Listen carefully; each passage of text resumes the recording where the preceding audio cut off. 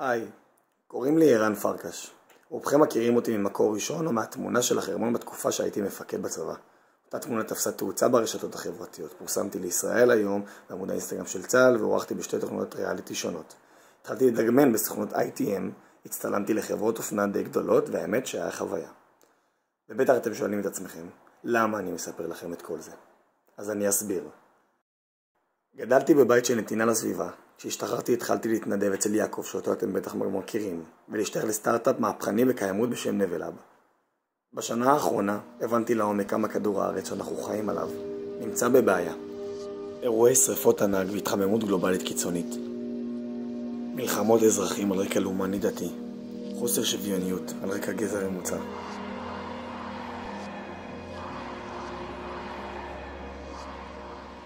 תעשיות מזהמות את המים הנקיים. השפכים זורמים ישר אל הים, פוגעים בכל המערכת האקולוגית שממנה אנחנו צורכים אוכל. סערות קיצוניות ושיטפונות רק מתחזקות בעשרות שנים האחרונות, והכל באשמתנו, בני האדם. אם לא נשיב את הסדר לכדור הארץ, אנחנו לא נהיה קיימים יותר.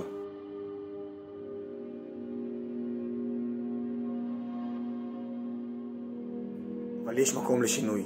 בחודש התכנסו שוב מדינות העולם כדי לדון במצב האקלים, בוועדה מיוחדת של האו"ם. לא רק מדינות העולם נרתמות למשבר האקלים.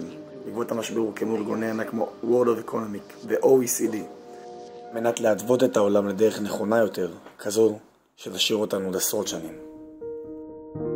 ואנחנו בני האדם, אנחנו יוצרים, אנחנו מחדשים, ותמיד מנסים להפוך את העולם למקום טוב יותר.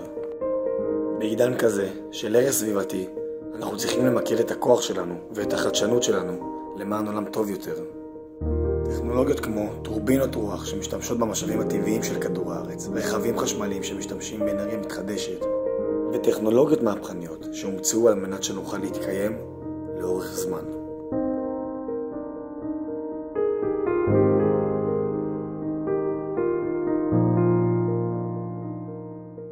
היי חברים, אם אהבתם את הסרטון, תשתפו אותו, ואני גם מעודד אתכם לשאול שאלה.